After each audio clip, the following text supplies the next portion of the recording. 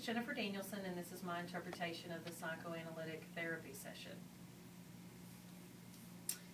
Olivia, the last time we had a session, you were talking about the problems that you had with your husband Jordan and y'all's inability to have a baby.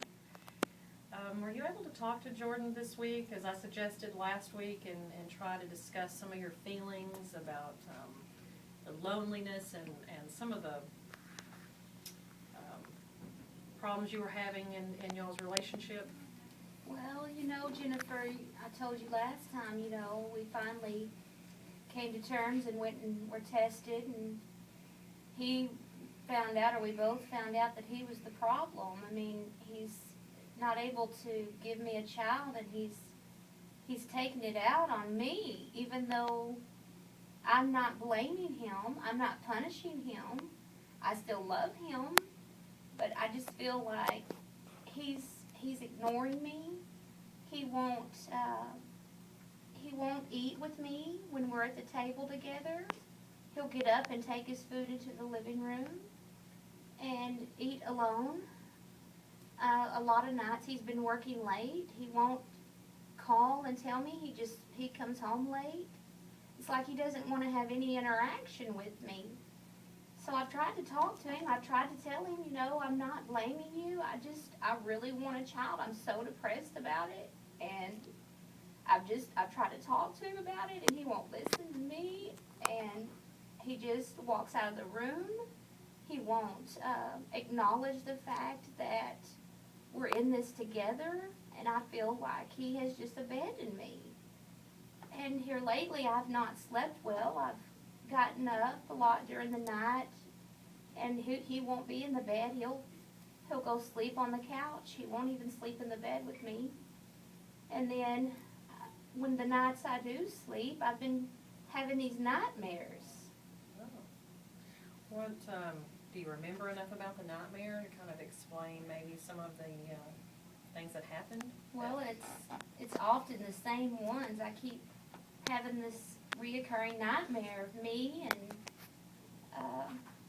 I can remember bits and pieces, but I'm in a park, and I've got a baby carriage, a stroller, and I'm rolling it, and I'm walking, and the birds are chirping. It's a beautiful day, the sun's shining, and then I pass a lady, and she's pointing and looking and staring and screaming, "You're crazy, you're crazy." Then I'm continuing to walk. I'm ignoring her. I'm continuing to walk. And then more people keep shouting, "What are you doing? What are you doing?" And then I pass a man, and he looks at the carriage and then looks inside and just puts his head down. And then when he does that, I look in the carriage, and it's a baby doll. It's not a baby. Not a real baby, but a baby doll. Right.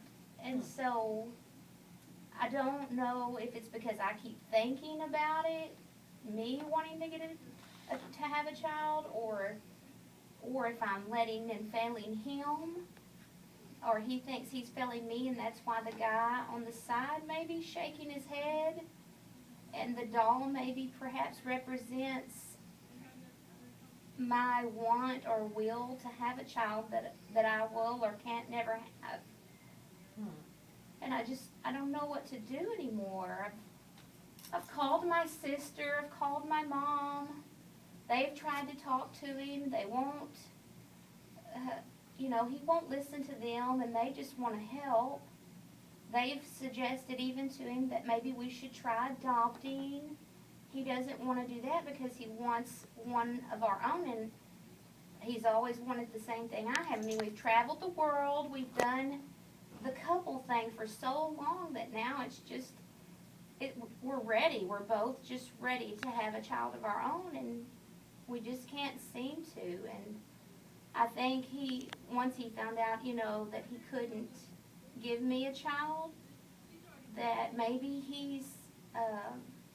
maybe he's depressed, but he's rejecting me in the same sense. Do you think that maybe this nightmare that you're having is some way of bringing to light the fears that you have in not being able to have a baby.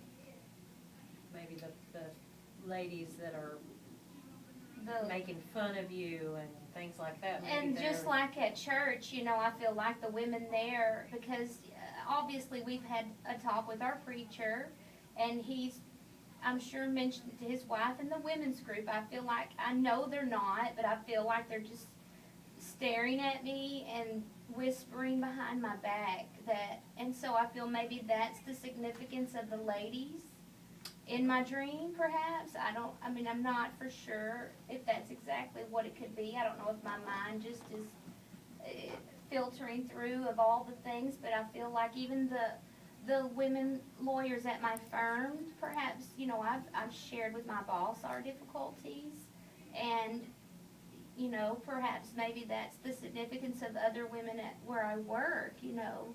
Right. That perhaps they're talking about me behind my back. I just feel rejected by so many people. I feel so alone, and I don't know what to do anymore. Well, I'm glad that you've brought this nightmare and hopefully being able to relate that to how you're feeling. It helps you to understand those fears and those frustrations of what you're going through, and that's one of the first steps in trying to help with the situation with your husband. And if you would like to, I would love for if you can, and if he's willing, I'd love for you to be able to bring him in with you, and perhaps maybe we can discuss some other options, and maybe just him talking and opening up, you know, just like you have done today. Right. And with his fears, and he may be having some of the same nightmares as you are, but just, you know, can't talk to you about it yet. And Right. But if you would like to, I would be more than happy to do that with you. And Okay. and we could possibly discuss that. And I think, though, that with you just maybe talking about this nightmare, I'm hoping that it will help to rationalize those things and feelings, and then maybe, you know, those nightmares will go away now that you kind of can figure out what Where the to cause go. is, Right. you know, and maybe why that you're having those.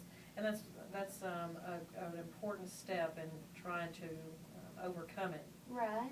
But I do appreciate you coming in and Yes. talking about it, and let's talk when you leave and try to schedule an appointment with you and your husband. Okay, I'll talk to him tonight. All right, thank you. Thank you.